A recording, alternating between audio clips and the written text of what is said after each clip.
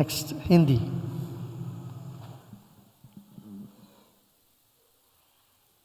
गुरुदेव, गुरु के लिए भक्त के आंसुओं का क्या मोल होता है?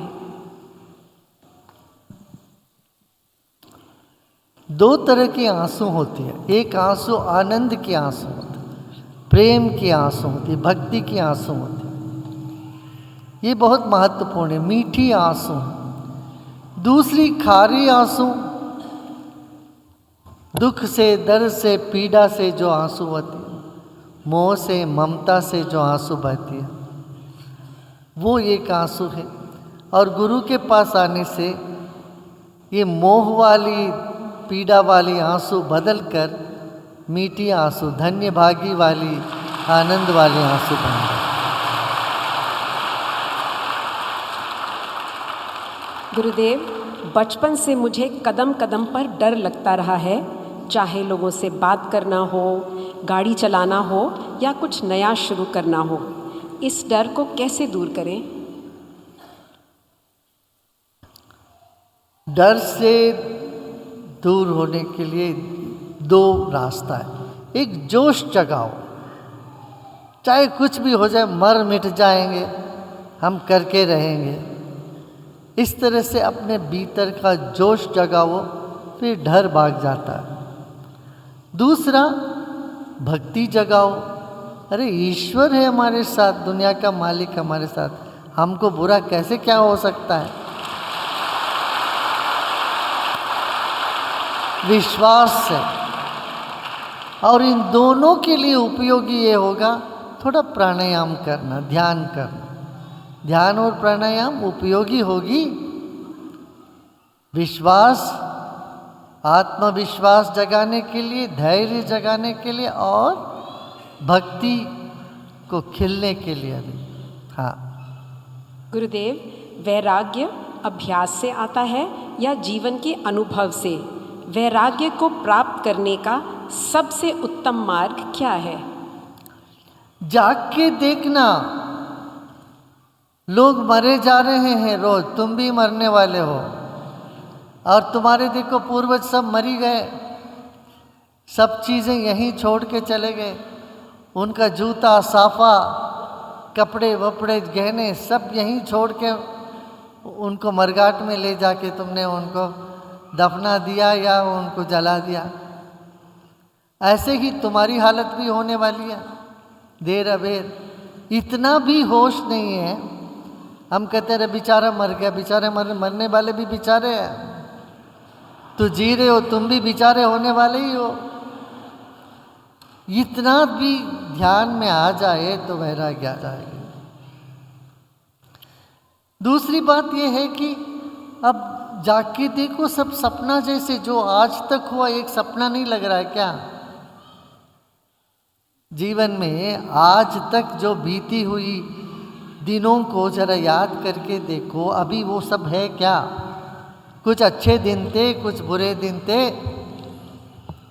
खुशी मनाए, कभी उत्सव मनाया, घर में शादी किया, और अलग अलग होली, दिवाली, त्योहार सब मनाए, खुशी खुशी रहे। कुछ गम के दिन भी रहे। वो सब अभी है क्या? सपना नहीं है क्या? सपने जैसे लगता है कि नहीं? कैसे कैसे चुनौती आई, कैसे कैसे उपलब्धियां हुई। उपलब्धि भी सपना जैसा लगता है, चुनौती भी सपना लगने लगता है अभी। ऐसे आज यहाँ बैठे हो, क्या यहीं बैठे ही रहोगे क्या? ऐसे तुम फिर जाओगे, फिर कल बीत जाएगा, परसों बीत जाएगा, आने वाले 10-20 साल भी बीत जाएगी। वो भी सपना जैसे नहीं लग रहा है क्या? आखिरी में राम नाम सत्य है। तो जब तक राम नाम सत्य हो तो वो भी तुमको सुनाई नहीं देगा, दूसरे लोग बोलते रहेंगे। तुम्हारा टिकट कट जाएगा, तुम चढ़ भी जाओगे बिना लगेज के प्लेन में, बिना लगेज के उड़ जाओगे। बाकी लोग राम नाम सत्य है बोलेंगे। तो इतना तो जाके देखो तो वैराग्य कैसे नहीं आएगी? अभ्यास से वैराग्य नहीं आता, देखने, जानने से, जागने से आता है। अभ्यास से क्या, मन स्थिर होने लगता है, वर्तमान में स्थिर होने लगता है। गुरुदेव, बच्चों की परवरिश प्रेम, संवेदनशीलता और मुस्कान से करने के बाद भी यदि बच्चे न सुने तो क्या क्रोध करना चाहिए और अनुशासन लगाना चाहिए? ज़रूर करना चाहिए, मगर बहुत ज़्यादा नहीं। इतना अधिक तुम खींचोगे अब बच्चे फिर रूठ जाते हैं, मुड़ जाते हैं, फिर हाथ नहीं लगते हैं। इसलिए जैसे घोड़े चलाते हैं ना, कभी लगाम खींच के, कभी ढीला छोड़ना चाहिए। लगाम खींच के रखे रहो तो घोड़ा आगे नहीं जाएगा, और ढीला छोड़ देगा तो जहाँ मर्जी वहाँ चलता रहेगा। इसलिए कभी अनुशासन में लाना चाहिए, कभी उनकी बात को भी मान लेना चाहिए। बहुत कस के पकड़े रहो तो इससे नहीं बनेगी। प्यार से समझाओ, सब समझ जाते हैं। अभी प्यार से नहीं बनती है बात, फिर अनुशासन फिर लेना चाहिए। भगवान के हाथ में देखा ना, नारायण के हाथ में क्या है? एक हाथ में कमल है। पहले फूल से समझाते हैं, नहीं समझते तो शंख बजा के समझते हैं, बोल के समझाते हैं, वो भी नहीं समझते फिर गदा उठा लेते हैं। गुरुदेव, आप कहते हैं इस दुनिया में सबसे आसान काम है भगवान को पाना। फिर मीरा, यशोदा और सूरदास जैसे भक्तों को भगवान को पाने के लिए इतना तप क्यों करना पड़ा? कहाँ तप किया? मीरा जी क्या बोलती हैं? सहज मिले अविनाशी।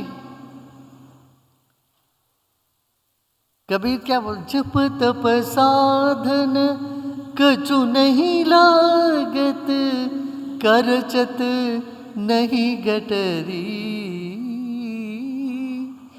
बजोरे भैया राम गोविंद हरि। वो बोलते सिर्फ बजो, सिर्फ स्मरण करो, मान लो, मान के चलो भगवान मेरे साथ हैं, है ना। कठोर तपस्या कहाँ है? मीरा ने कठोर तपस्या नहीं करी, मीरा ने प्रेम में डूबी। बाकी लोगों को लगा ये कठोर है, मीरा के लिए नहीं कठोर लगा। उनको लगा कि सहज मिले अविनाश, आराम से मिल गए, है ना।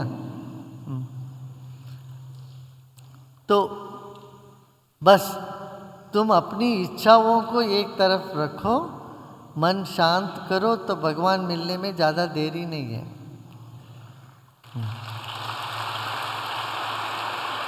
गुरुदेव, ईर्ष्या से कैसे मुक्ति पाएं और जो हमारे पास है उससे संतुष्ट कैसे रहें? ईर्ष्या जब पकड़ती है आदमी को, खुद को जला देती है। उस वक्त देखो, जिनसे तुम ईर्ष्या करते हो वो भी मरघाट पहुंचने वाले हैं, उनकी भी राम नाम सत्य होने वाली है, और तुम्हारा भी होने वाला है। ईर्ष्या करने के लिए क्या है यहाँ? इनके जैसे, इनसे भी बड़े लोग कितने लोग, जिनसे ईर्ष्या होती है उनसे भी बड़े लोग कितने लोग जिए इस दुनिया में, और नामो निशान नहीं, सब मिट गया। ये तो याद करके देखो, कैसे कैसे राजा महाराजा थे, कैसे कैसे रानी महारानियाँ थी, कितने धनवान थे। किससे ईर्ष्या होगी? धन से। कि कैसे कैसे धनवान सब छोड़ के मर गए। अब आजकल उनको कोई नाम भी नहीं लेता। अभी 10 साल पहले जो धनवान थे आज वो जेल काट रहे हैं, जेल में सलाखें गिन रहे हैं। और कितने लोग ऐसे इतना सारा धन बनाया, कोई सुख नहीं मिला, ऐसे मर गए। बीवी बच्चे भी उनके अंत्येष्टि में नहीं पहुंच पाए। ऐसी ऐसी हालतें हैं, ये सब याद देख लो। अच्छा, किससे? रूप से। रूप की क्या बात है भाई, कैसे कैसे रूपवती, कैसे कैसे रूपवान व्यक्ति सब मर गए, और इनसे अच्छे रूप वाले आ जाएंगे आगे। इनसे ईर्ष्या करने की क्या बात है? धन का हो गया, ईर्ष्या का, रूप का हो गया, बचा क्या है? यश का। अरे कैसे कैसे यश पाकर के भी लोग सुखी नहीं रहे। भारत में लता मंगेशकर से और मशहूर कौन हो सकते हैं? घर घर में लोग जानते हैं। और लता मरने से पहले क्या बोलती है? दूसरी बार किसी को भी लता का हालत नहीं होनी चाहिए। कोई लता मंगेशकर बनना ही नहीं चाहिए किसी को। क्यों? मैं जानती हूँ जो मैंने झेला जीवन में, कितना दुख झेला। जिससे सबको खुशी मिली, आनंद मिला, उनके खुद के जीवन में बहुत उन्होंने दुख पाया। वो बोलती है भगवान भला करें किसी को लता मंगेशकर ना बने। इतना दुख मैंने झेला है। तो देखो तो यश, बहुत ज़्यादा यश पा करके भी क्या है? दुखी रहे। पद पाने से पहले लोग परेशान है, पद पाके परेशान है, पद से निकलने के बाद भी परेशान है।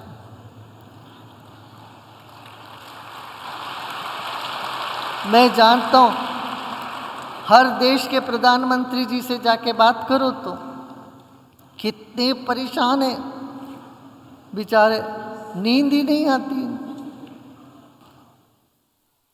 अब बोलते हैं ये कहाँ से मुसीबत मेरे सिर पे आ गई।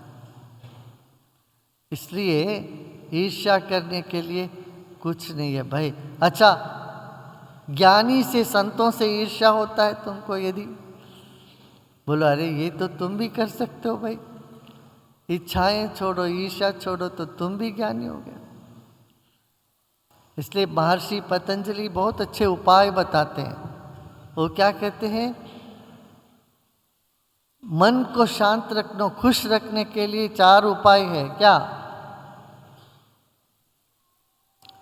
जो सुखी व्यक्ति है उनके साथ मैत्री बनाओ। अपने कोई व्यक्ति, अपना रिश्तेदार, अपना नाता रिश्ता कोई सुखी रहे तो हमें ईर्ष्या होती है क्या? नहीं हो सकती है। अपने आप आगे चल के अपने गांव का कोई व्यक्ति ओलंपिक्स में गया, बहुत कहीं गोल्ड मेडल जीत के आया, जैसे हरियाणा में बहुत लोग जीत के आते हैं खेलों में। अब देखो हरियाणा के लोगों को ईर्ष्या होती है क्या उनसे? नहीं, बड़ी खुशी होती है। अरे हमारे गांव का आदमी का, पूरे पूरे गांव के लोग आके उनको गले लगाते हैं, उनको सम्मान करते हैं। तो जो सुखी व्यक्ति है उनके साथ मैत्री बनाओ, मित्रता लाओ। अपने मित्र आगे बढ़ने से किसी को परेशानी नहीं होती। होती हो तो तुम्हारा मित्रत्व ही नहीं है। हाँ बोलो, तुम्हारे मित्र, तुम्हारे कोई स्नेह, हाँ, तुम जिसको चाहते हो अपने मित्र, भाई, बंधु, बहन, कोई आगे बढ़े तो तुम्हें ईर्ष्या होगी क्या? नहीं होती है भाई। उनको तुम मित्रता करो, सुखी लोगों से मित्रता, दुखी लोगों के लिए करुणा। दुखी लोगों से मित्रता करोगे तो तुम भी दुखी हो जाओगे। दुखी लोगों के लिए, कोई अपना कर्म से दुखी हो रहा है उसके लिए करुणा रखो, मित्रता नहीं है। समझ रहे हो ना? नहीं तो वो एक रोगी के साथ तुम भी उनके बिस्तर में बैठ जाओगे तो तुम भी रोगी बन जाओगे। अपना मास्क वास्क पहन के उनके साथ करुणा से उनके साथ रहना। दुखी व्यक्तियों के साथ करुणा।